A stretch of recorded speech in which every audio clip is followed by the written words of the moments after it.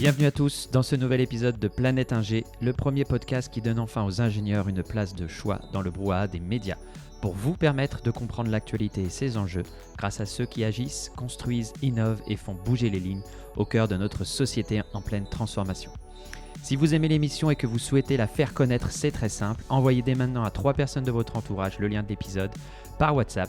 Un petit geste pour vous, un grand pas pour l'émission.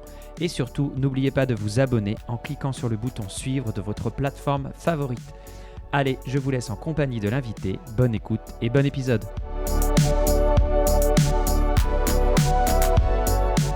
Bienvenue à tous dans ce nouvel épisode de Planète Ingé. Aujourd'hui, j'ai l'immense plaisir de recevoir Nicolas Reynolds. Nicolas, bonjour, comment ça va ? Bonjour Mathieu, merci de m'accueillir ici, ça va bien, c'est l'hiver, voilà. Ouais, en off, on s'est dit, on n'est pas en forme tous les deux. T'es pas dans ton environnement naturel, on va dire, mais tu vas faire le max. Yes. Bon, Nicolas, tu es le cofondateur de Digitalkin.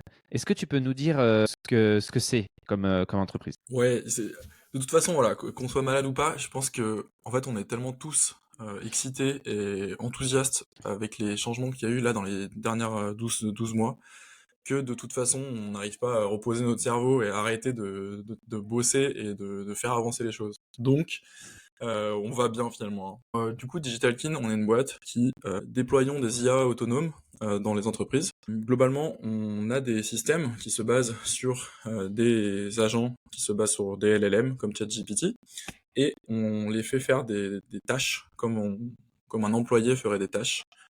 Voilà. Et on appelle ça des kin, d'où le Digitalkin. D'accord, ok, ça marche. Super. Bah écoute, c'est bien parce que j'ai l'impression, comme tu dis, c'est un sujet, c'est un peu le sujet du moment. Il y a eu la keynote il y a 15 jours de ChatGPT, il y a eu le rocambolesque. C'était un coup marketing, je pense, ça aussi, autour du fondateur. Là. Sam Altman? Sam Altman, voilà, c'est ça. J'avais le nom, mais je n'étais pas sûr que c'était ça. Et du coup, bah, écoute, ça nous amène à plein de questions. C'est quoi l'importance déjà d'intégrer dès maintenant l'IA dans les entreprises ? C'est une bonne question.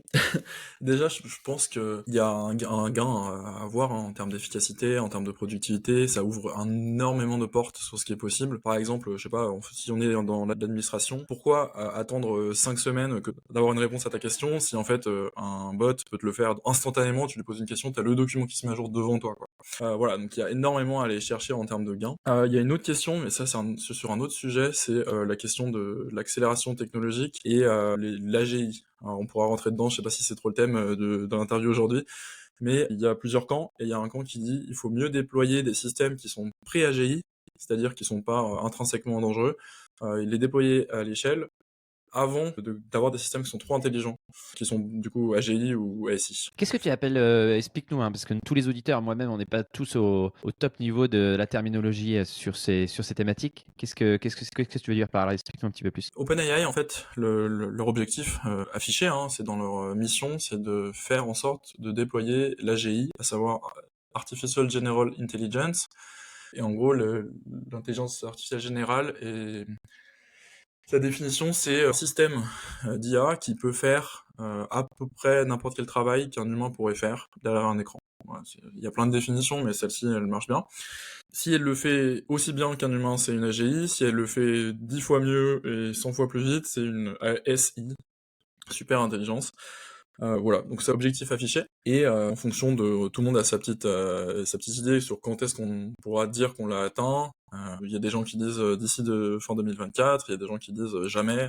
Et entre les deux, il y a tout style de réponse. Donc, par rapport aux use cases que vous avez déjà accomplis avec Digitalkin dans les entreprises, c'est quoi les défis principaux et les opportunités qu'on voit quand on cherche à déployer ce type de techno dans les entreprises ? Pour moi, les défis principaux, c'est la vitesse de changement de la technologie et la vitesse d'exécution qui est nécessaire, notamment pour nos clients.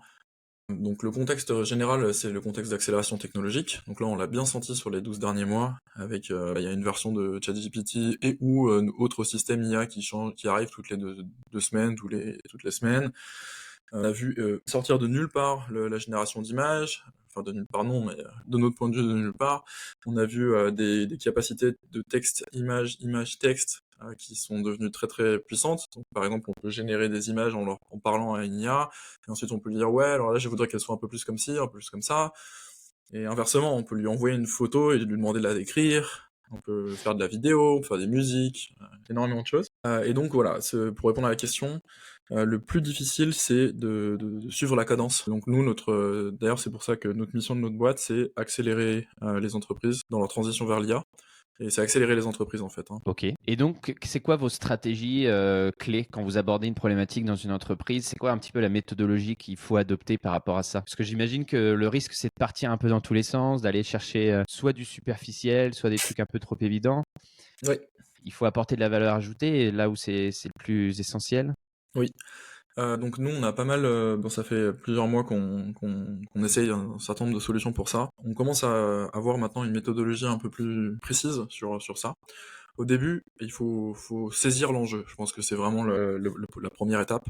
Saisir l'enjeu, ça veut dire se rendre compte que son métier va être complètement disrupté façon taxi Uber, hein, voire pire, Mhm. hein, et comprendre un petit peu qu'est-ce qui est possible et voilà, ouvrir son champ des possibles. Pour ça, en fait, nous, on a un workshop, une conférence, pardon, où on présente les différentes IA, ce qu'elles sont capables de faire, comment on peut aider les choses. Il y a des clients qui arrivent qui ont déjà en fait bien en tête ces enjeux-là. Mais c'est la première étape, c'est de dire ah ouais, ok, en fait une machine pourrait faire mon métier. Alors c'est pas automatique, c'est pas simple, il faut le mettre en place, il faut avoir une transition, mais c'est possible. Et c'est possible cette année en fait, hein, pas dans 50 ans, quoi. Première étape. Deuxième étape, il y a plusieurs niveaux d'automatisation. D'abord, on fait le truc manuellement avec, je sais pas, mettons que je sais pas, je suis recruteur et je dois faire des fiches de poste pour des entretiens. Bah d'abord, je peux sortir mon Word, écrire ma fiche de poste et très très bien. Ça me prend peut-être 1 heure, un truc comme ça. Dans une première étape, on a utilisé les IA pour accélérer ces activités. Donc cette première activité, c'est on va créer ce qu'on appelle un assistant GPT, et on va lui dire, ok, voici comment je fais des fiches de poste. Là, je te donne un exemple. Voici mon processus étape par étape. D'abord, je pose les genres de questions, ensuite je fais ça, ça, ça. Et du coup, l'assistant va poser des questions et ensuite rédiger lui-même la fiche de poste. Ce qui fait qu'un processus qui prenait 1 heure prend maintenant 5 minutes, quoi. Donc là, quand même, on a un premier gain d'efficacité, on n'a redéployé aucun système, c'est juste en utilisant des assistants bien faits. Donc là, on fait un workshop pour mettre dans les mains de la boîte, la dizaine ou vingtaine de personnes du workshop, un certain nombre d'assistants, au moins un par personne, et ensuite ils savent faire les autres, pour rédiger des fiches de poste, écrire des posts LinkedIn, écrire des articles, je sais pas moi, écrire des rapports sur telle activité, écrire des user stories automatiquement. Voilà, énormément de choses sur cette partie-là, qui est l'assistance. Ensuite, une fois qu'on a commencé à jouer et comprendre comment accélérer, il y a une deuxième étape. Et cette deuxième étape, c'est de faire la cartographie de l'ensemble des processus et activités de la boîte, activités ou processus de la boîte, et voir en fait là où il y a le plus d'efficacité à gagner, d'efficience à gagner, en automatisant complètement. Donc par exemple, je sais pas, je suis une entreprise de recrutement. Tous les jours, j'écris à mes clients pour leur dire il y a telle personne qui vient de rentrer dans notre pipeline, a priori il serait bon pour tel poste, voici pourquoi, il a telle qualification, machin. Ça c'est un processus c'est un mail qui est envoyé tous les jours à des dizaines de clients. Ça prend du temps parce qu'il faut réfléchir, il faut regarder ah oui tel profil, il a ça, ça pourrait être pas mal pour telle personne. Et ça, c'est un processus qui pourrait être 100% automatisé. Tu dis, voici, je te donne les informations du client, voici, je te donne du poste, voici, je te donne les informations du candidat, et il n'y a plus qu'à faire le matching et envoyer le mail, quoi. Et donc voilà, donc il faut mapper tous les processus, identifier là où il y a le plus à gagner, et en fait, on automatise un par un l'ensemble des processus de la boîte avec ces systèmes-là. Nous, on appelle des kin. Ok, bah écoute, super. Et vous avez des use cases, vous êtes spécialisé? Est-ce que moi j'ai l'impression que le danger un petit peu là-dedans, c'est d'être un peu le couteau suisse et de faire un petit peu, d'être capable de faire un petit peu tout. Mais est-ce qu'il n'y a pas justement un intérêt à se spécialiser sur certaines verticales internes aux entreprises? Est-ce que vous avez déjà des use cases précis? Est-ce que vous avez l'intention d'aller justement, une fois que vous avez ce use case, d'aller déployer à l'échelle sur les mêmes problématiques? Oui, en fait, nous, on a quand même déjà une spécialisation, hein. On le voit pas parce que de notre point de vue, mais en pratique, on a quand même une spécialisation, c'est du travail cognitif pur. C'est-à-dire que si jamais il y a besoin de se déplacer sur site, du coup, ça devient plus compliqué. Parce que il y a des notions voilà, je sais pas, je fais du porte-à-porte commercial, c'est difficile à automatiser avec un LLM, quoi. Donc c'est plutôt les travails typiquement qui se passent dans des bureaux. Donc des bureaux d'études, des cabinets de recrutement, du consulting, de la recherche, voilà, ce genre de choses. Et parmi ça, la technologie la plus avancée, c'est le textuel. Donc les gens qui font par exemple, générer des rapports, parce que les générations d'images, l'analyse de diagrammes a, je sais pas, 6 mois de retard sur le LLM, et donc du coup, ça va être ouvert, hein, ça va être automatisé, mais 6 mois plus tard. Et forte valeur ajoutée, ça c'est la troisième. Donc c'est du texte à forte valeur ajoutée, hein. Typiquement, je sais pas, un rapport d'expertise d'un expert ou un cabinet de consulting, ils vont vendre leur rapport, je sais pas, 10 000 euros pièce ou 5 000 euros pièce. Donc, il y a énormément de gains à faire pour automatiser ça en premier. Et c'est là-dedans qu'on se spécialise. C'est pas par vertical, c'est par condition d'use case, parce que ce sera là où c'est le plus facile à déployer. Après, en pratique, on a identifié des verticales, du coup, on va double down là-dessus, parce qu'on sait déjà qu'on sait automatiser. Là, je parle du recrutement, c'est un exemple, hein. La génération de rapports, c'en est un autre. La génération de revues de littérature scientifique, c'en est un troisième. Puis voilà, quoi. Mais réglementé, Ouais. par exemple, les notariats, les avocats, ce genre de choses, ça, c'est aussi très automatisable, mais il y a des contraintes juridiques qui se mettent par-dessus, donc second temps. Ouais, je comprends. Avec l'actualité qu'il y a eu la semaine dernière et la keynote, la volonté de ChatGPT de développer ou de mettre à disposition de tout le monde les GPT, la capacité d'utiliser l'outil par soi-même et de créer ses propres assistants, est-ce que les entreprises qui utilisent justement l'API ou qui se sont lancées sur ce créneau-là, vous n'êtes pas déjà en danger par rapport à tout ça? Ouais, de toute façon, alors oui, je pense que clairement, moi ça fait globalement ça fait 1 an que je code sur ce genre de choses et ça fait là 2 fois que en fait j'ai recodé à peu près ce que ChatGPT a fait. Ils en ont fait une version mieux et publique et scalable à peu près en même temps quoi. Donc ça c'est sûr que c'est vrai, mais ça change pas le fait que c'est ce qu'il faut faire dans le sens où c'est parce que ça apporte tellement de valeur de le faire comme ça, enfin que du coup il faut le faire. Donc là, la prochaine étape, c'est de pouvoir connecter les agents entre eux, pouvoir le mapper, pouvoir le déployer dans les entreprises, et du coup, bah voilà, c'est ça qu'il faut faire, quoi. Après, est-ce que nous, on arrive à créer une barrière à l'entrée pour avoir une startup qui est valorisée à des milliards et machin? Bon, je sais pas. Il faut y réfléchir. Bien sûr, on a des stratégies en interne pour le faire, hein. Mais quoi qu'il arrive, en termes de valeur ajoutée pour l'ensemble des gens, quoi, c'est ce qu'il faut faire. Donc, du coup, c'est ce qu'on fait.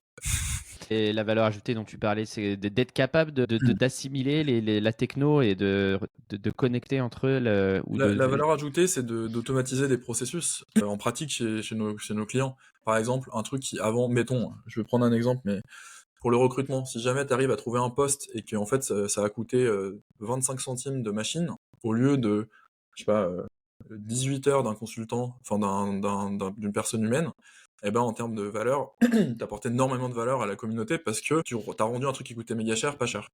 Ça, j'ai bien compris, mais par rapport à la techno elle-même et le fait qu'une entreprise peut déployer ou utiliser de plus en plus facilement cette techno-là.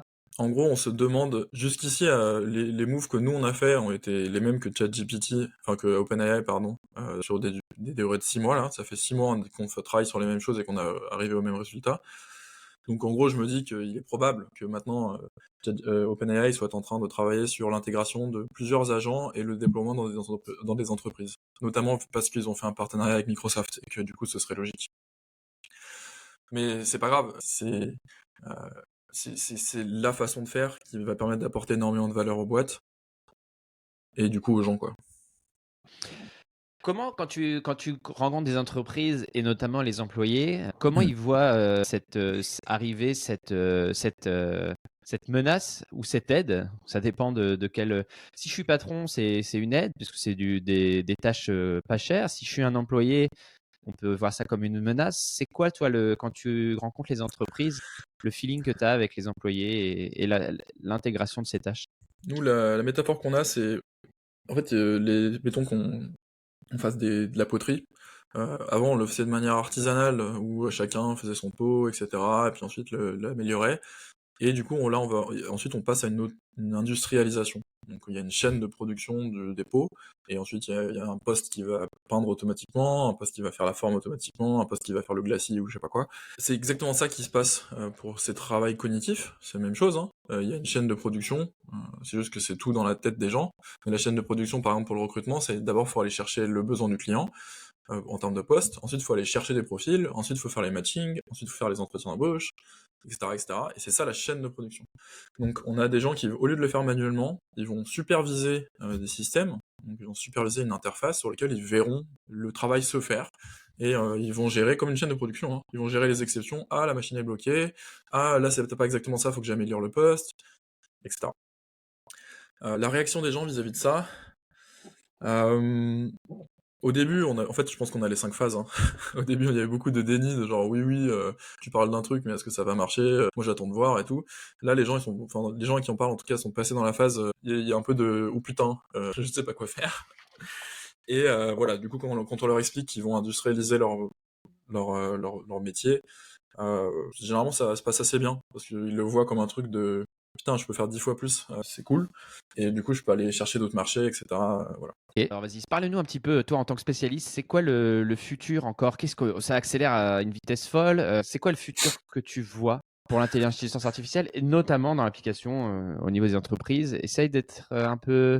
Si j'écrivais un prompt là et que je te posais la question, je te dirais sois le plus innovant possible. Nous, ça fait partie de notre métier, hein, de réfléchir au futur avec un S et Exactement. de voir lesquels sont les plus probables. Il y en a plein et il y en a pas mal qui sont extrêmement dangereux, quoi.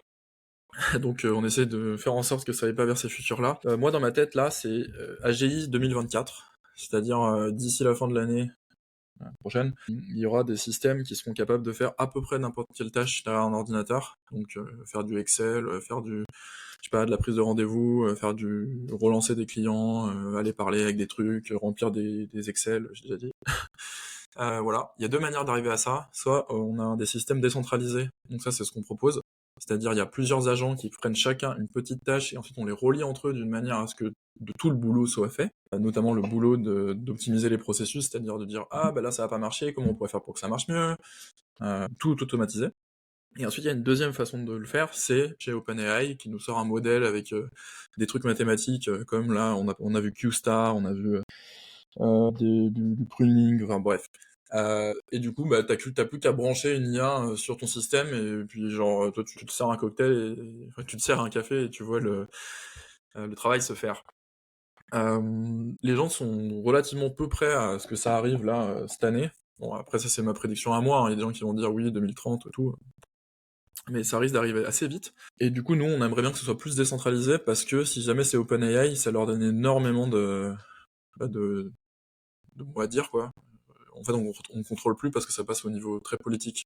Je sais pas si c'est des questions sur ça.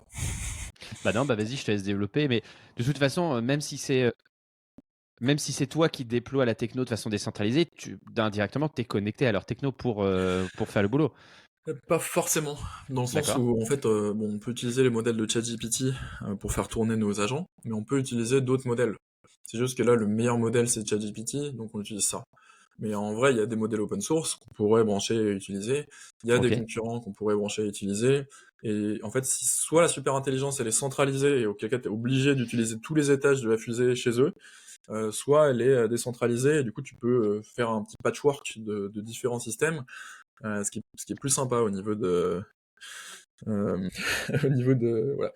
Donc ça pose des problèmes de potentielle centralisation du pouvoir.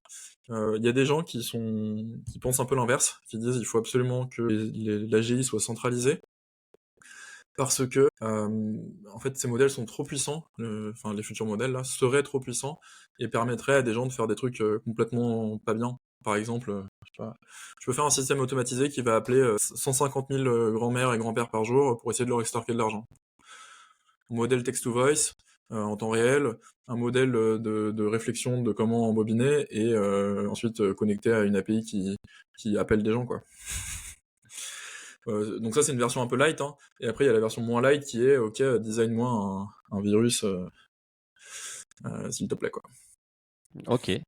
Et ça, ce qui se dit dans les milieux, c'est que si on avait quelque chose de plus centralisé par des GAFA de l'IA, on pourrait plus contrôler ça et en légiférant plus facilement. Mais de toute façon, comme tu dis, c'est peut-être même déjà trop tard. Tout est déjà parti un peu tous azimuts, non? C'est pas forcément trop tard dans le sens où il n'y a pas encore d'AGI là, hein. Enfin, à notre meilleure connaissance. Donc non, il y a toujours de la légifération. Ouais, moi je suis pas trop dans ce camp-là, mais de toute façon, en fait, pour les entreprises, il y a plusieurs couches, hein. Il y a la première couche de là, ça va aller très très vite dans la plupart des métiers cognitifs, artisanaux. Donc, par exemple, pour le recrutement, il y a plein de petits cabinets, c'est un métier hyper fragmenté, des cabinets de 20 personnes. Si demain, il y en a un qui se met à faire pareil que les autres, mais en automatique, en fait, leur capacité de production est multipliée par 1000 ou 10 000, quoi. Donc ça veut dire qu'en fait, des gens qui étaient pas en concurrence vont se retrouver en concurrence du jour au lendemain. Ouais. Donc ça, c'est... En fait, ils ont besoin de bouger vite et ils ont besoin de faire les trucs parce que sinon, il y a Enfin, ouais.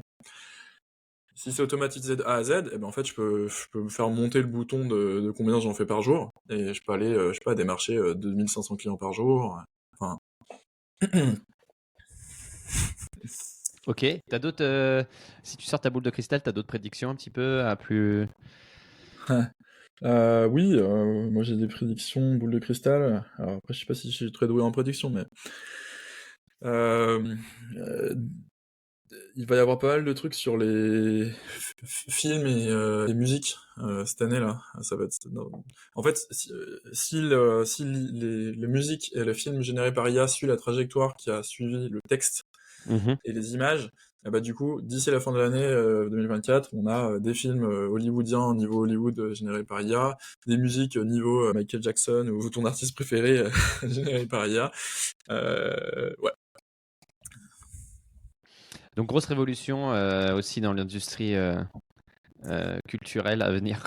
Et du coup, Culturel, et toi, puis toi encore une qui suis fois, un petit peu les actualités, comment on se situe au niveau européen par rapport à tout ça? Est-ce qu'il y a, tu parlais un petit peu de politique tout à l'heure. C'est quoi est-ce que les choses sont réellement prises en main? Est-ce qu'au niveau européen et même français, on est, on est déjà, on est déjà en retard, c'est sûr. Est-ce qu'on peut rattraper? Est-ce que rien n'est joué tout encore? rattraper, non. Rattraper, non, je pense pas. Euh, mais en fait, la question c'est combien de mois de retard on a. Pardon, Elon Musk avait un truc intéressant, il disait j'open sourcerai mon modèle, mais de 6 mois, tous les 6 mois, un peu. Donc c'est-à-dire que je me laisse 6 mois d'avance dans la course. Mm. C'est pas mal de le voir comme ça, parce que c'est à peu près ça en fait. Là, c'est un peu le cas. Il y a 6 mois de retard de modèle open source sur OpenAI. Il y a 6 mois de retard des concurrents d'OpenAI sur OpenAI aussi, à peu près, hein. Donc nous, je pense qu'Europe, on a 6 mois de retard, hein. Là, ils ont Mistral. Il a des bons résultats apparemment, c'est le meilleur modèle open source, mais 6 mois de retard. Et d'ailleurs, par rapport à ça, est-ce que c'est pas un peu le jeu de... On dit qu'on va faire pareil, donc pour lever de l'argent, pour profiter un petit peu de l'aubaine, parce que finalement, au niveau politique, personne n'y comprend rien, mais tout le monde est prêt à cracher de l'argent.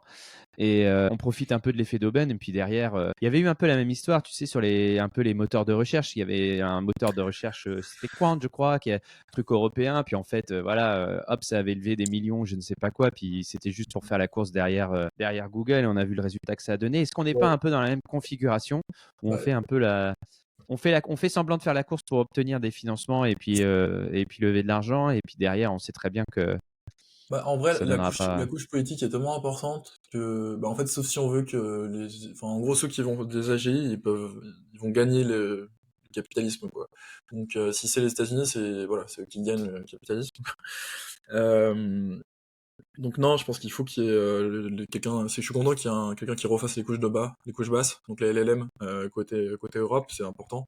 Ça évite qu'il y ait en plus c'est côté France, hein, du coup, ça évite qu'il y ait ouais, qu'il y ait un potentiel blocage politique de genre je vous coupe l'accès à l'IA si jamais vous faites pas ce que je dis, quoi. Ce qui serait quand même vachement pas bien, quoi. Euh, Il y a aussi une dernière notion, et c'est celle qui rend les prédictions très très difficiles, c'est la notion de take-off. Et du coup, sur take-off, on a en fait un moment où si on a des systèmes et qu'on rebranche les systèmes sur eux-mêmes, par exemple en disant ben voilà, maintenant est-ce que s'il te plaît tu pourrais essayer de t'améliorer, il y a cette notion de et du coup tu multiplies par 100 ou 1000 la vitesse d'amélioration si tu arrives à le faire, et ça c'est la notion de ça s'appelle recursive self-improver. Donc ça tu peux le faire en centralisé ou en décentralisé, mais il est possible que au bout d'un moment si tu arrives à ça, et ben du coup tu lâches les mains du clavier et il y a une boîte qui d'un coup d'un seul peut à peu près te faire tout, quoi. Voilà, ça c'est un des scénarios possibles. Ouais. Mais si c'est le cas, en fait, c'est très difficile de comprendre ce qui pourrait se passer. Enfin, tu vois, genre. Ok. C'est quoi votre challenge alors commerciaux à l'heure actuelle quand vous abordez des entreprises pour ce type de prestat? Les challenges commerciaux à l'heure actuelle, c'est de scaler, de rendre le truc scalable. On a beaucoup, beaucoup de demandes entrantes. Ce qui est normal, hein, parce que vu l'ampleur du truc, c'est normal qu'il y en ait beaucoup. Donc nous, il faut qu'on arrive à faire passer ce qu'on a compris de manière scalable. Ouais, c'est ça notre challenge de notre côté. Donc au lieu de faire des workshops, il faut qu'on puisse faire, je sais pas, des vidéos tutos, des interfaces qui t'apprennent étape par étape comment on fait pour, etc. Ouais. Ok, ça marche. Et toi, qu'est-ce qui te rend le plus fier de ce que vous avez accompli jusqu'à présent? En termes de boîte, je pense qu'en fait on a réussi jusqu'ici à conserver notre avance. Enfin de tenir la course avec OpenAI sur le système qu'on a, donc ça c'est cool. On n'est pas au même niveau qu'eux, hein, on est en surcouche par rapport à eux, mais quand même. Euh, ouais, en fait on a fait les agents en même temps qu'eux, on a fait les capacités Rival augmentées, donc la possibilité d'aller voir sur internet, lire les datas en même temps qu'eux, et là du coup on est en train, toujours dans la course, de faire les systèmes multi-agents. Voilà. Donc ça c'est c'est cool. Par exemple, typiquement un des trucs on a produit un système qui peut faire des états de l'art, donc des documents de 20 pages rédigés, structurés. Il va chercher les sources sur internet sur les études, il va lire les études, extraire les données, les mélanger, euh, les, euh, les structurer et produire un état de l'art de 20 pages comme ça quoi. Voilà. Euh, ouais, je dirais que ça c'est. On est content de continuer la course quoi. Ok, super. On a une petite question qu'on aime bien poser dans l'émission. Tu as la possibilité d'adresser un vœu à Emmanuel Macron qui nous écoute régulièrement sur l'émission. Ce serait quoi ce vœu alors?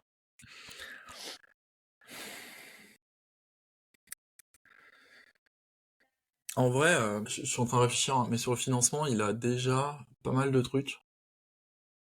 Vis-à-vis de l'IA, on est d'accord, hein. Bah, vis-à-vis de ton. Oui, non, pour toi, tu peux demander une villa au Cap Ferré si tu veux. Genre, là, monsieur Macron, s'il vous plaît. Non, oui. Non, plutôt vis-à-vis du business, ouais. Non, en vrai, je trouve que sur l'IA, c'est pas trop mal. Euh, Moi, je dirais, il faut qu'il en parle plus. C'est-à-dire qu'il faut qu'il le mette comme un sujet personnel. Par exemple, il a pris l'environnement comme un sujet personnel. Voilà, avec les résultats qu'on a, hein, je ferai pas de commentaires sur si c'est bien ou pas bien, mais en tout cas, il l'a pris comme un enjeu personnel, il s'est engagé personnellement là-dessus. Sur Ouais, l'IA, bah, un tout on petit a peu vu le moins, résultat, ouais. notamment avec le public. Mais c'est normal, hein, c'est pas encore vraiment la Mm. phase, donc. Ouais, faut peut-être mieux pas qu'il s'en empare parce que ça. Bah, de toute façon, ça fait réagir dans le sens où qu'on soit d'accord, pas d'accord, machin, ça amène le sujet. Et déjà, ça, c'est pas mal. Parce que là, pour l'instant, Ouais. on n'en parle pas assez, en tout cas pas au niveau politique, et s'il y a besoin que ça en soit parlé. Je te rejoins, je pense que la politique, c'est avant tout un monde de moutons. Donc, si le berger parle d'un sujet, ça devient un petit peu la hype du moment. Après, la difficulté qu'on a, c'est. Ouais, moi, je trouve que la difficulté qu'on a, c'est que pour la transition écologique, transition énergétique, enfin, pour tous ces sujets, on a des technos sur la table qui sont disponibles et on n'arrive pas à les actionner. Et en plus, vient se télescoper ce nouveau pan techno qui est l'intelligence artificielle qui va potentiellement amener des leviers de performance, Mhm. mais aussi potentiellement, si on rate le virage, rendre obsolète déjà tout ce qu'on imaginait pouvoir faire, hein. Donc, tu vois, C'est assez je prends marrant. l'exemple du nucléaire. Genre, je sais pas, c'est le truc Ouais. qui me vient à l'esprit. On est en train de réfléchir aux réacteurs de nouvelle génération, mais grand malin, celui qui dira demain le pilotage d'une centrale, comment il se fera avec les progrès qu'on fait avec l'intelligence artificielle, par exemple. Enfin, tu vois, c'est un truc tout bête. Ouais, il y a vraiment ce truc de étape par étape, hein, parce que même, enfin, tu vois, c'est super dur de réfléchir à plus de 3 mois en avance, parce que les timelines se Mm. raccourcissent, hein, donc ça c'est clair. D'ailleurs, c'est assez marrant parce que par rapport à l'écologie, qui est un sujet extrêmement important, les timelines sont pas du tout les mêmes. C'est-à-dire que là, on est sur du avant 2030, c'est-à-dire que les dés seront jetés en termes d'IA avant 2030, et en fait, les dés de l'écologie, c'est après, quoi. Donc là, c'est un sujet bizarrement, en tout cas dans ma tête, hein, qui est pour moi plus pressant. Voilà. Ok, bah écoute, c'est super. Moi, j'aime bien, c'est un petit peu le mot de la fin du milieu. Enfin, on a encore le petit challenge. On arrive déjà sur le terme de l'émission, c'est passionnant. Attention, jingle.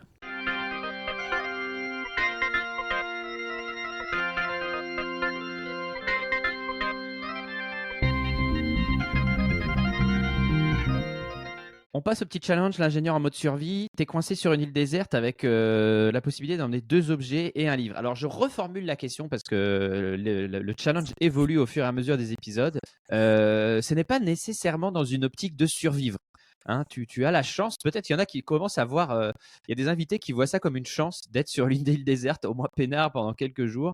Donc, tu peux le prendre de ce côté-là. Tu as la possibilité donc d'être sur une île déserte avec 2 objets et un livre. Qu'est-ce que tu emmènes avec toi? Un Starlink. Ouais, déjà, pourquoi pas? Donc un Starlink, du coup j'ai communication, du coup je peux rentrer de mon île déserte. En termes de Alors livres, fais gaffe quand même que Elon ne te coupe pas la communication. ouais. Mm. En termes de livres, moi je vous recommande Scary Smart de Mo Goda, qui est anciennement Chief Business Officer de chez Google. Me quote pas sur ça, je sais pas exactement son titre. Qui parle justement de Scary Smart, c'est-à-dire au bout d'un moment, les intelligences elles deviennent plus intelligentes que les humains, ce qui est presque déjà le cas. Et du coup, quels sont les effets de ça? Qu'est-ce qui nous reste, nous, en tant qu'humains? Voilà, donc je vous recommande ce livre, et moi je le relirai avec plaisir sur mon île déserte. Et en deuxième objet, je me prendrai ma guitare, voilà. Ah, bah voilà, une réponse de musicien. Tu sais pas, tu sais, quand tu vois Koh-Lanta, il meurt pas de faim. Bon, il maigrisse vite par contre, hein, c'est un bon moteur à maigrissement. Super. Et dernière question, tu as possibilité de faire un déplacement professionnel de très très long avec la personnalité de ton choix. Qui tu souhaites emmener et pourquoi? Ouais, bah là je pense que j'hésite entre Altman et Cyril, le CEO de Microsoft. Donc le CEO des OpenAI et Microsoft, mais de toute façon c'est la même idée, hein. C'est en fait, j'aimerais bien savoir en interne ce qu'ils ont, leur vision et leurs différents. En fait, nous, on passe nos journées à essayer de décrypter ce que font OpenAI et d'essayer de prévoir les prochains coups d'échec là, les prochains moves. Donc là, si jamais je pouvais avoir accès direct à la personne, sous-entendu, il veut bien raconter sa vie, hein, mais ce serait ça. Super. Plus Merci que pour Musk ta réponse. d'ailleurs, hein, parce que Musk, il fait un peu du suivisme sur cette partie-là pour l'instant, hein. Ouais, puis de toute façon, on l'a eu en réponse au dernier épisode, donc tu as bien fait de changer. Impeccable. C'est le mot de la fin déjà. On arrive au terme de l'interview. Tu as 30 secondes pour ta promo personnelle. Libre à toi. Vas-y. Eh ben, merci beaucoup Mathieu en tout cas pour l'interview, c'était hyper cool. En gros, si jamais votre boîte veut se mettre à l'IA, c'est-à-dire que si jamais vous êtes en position d'avoir des équipes qui vous voulez utiliser pour de vrai l'IA demain pour accélérer votre boîte, eh ben, venez nous voir sur digitalkin.ai et on va faire avec vous un workshop et on va mettre en place votre automatisation. Super. Bah écoute, si j'étais dirigeant de boîte, moi, c'est vraiment un sujet que je prendrais à bras le corps tout de suite. Parce que je pense que déjà, ça soulagerait pas mal les équipes qui sont de plus en plus chargées, à qui on demande de plus en plus de faire plus avec moins. Et plus que l'administratif devient de plus en plus bullshit. Si on peut soulager les gens de ces tâches administratives, déjà, ce serait un grand pas en avant. Merci, merci Nicolas. Et puis, bon courage à toi. On reste en contact et je donne rendez-vous aux auditeurs la semaine prochaine pour un nouvel épisode de Planète Ingé. Pensez à vous abonner et pensez à partager l'émission autour de vous surtout. Je sais que parfois, on éteint l'autoradio ou on éteint son baladeur et on passe à autre chose. Mais l'émission, elle est encore en croissance, elle a besoin d'être connue. Donc, partagez-la le maximum. Je vous en remercie et je vous dis à très vite. Voilà, j'espère que l'épisode vous a plu. N'hésitez pas à le partager autour de vous et à vous abonner à la newsletter pour ne rater aucun épisode et connaître les coulisses de l'émission. newsletter.planetag.fr et à la semaine prochaine.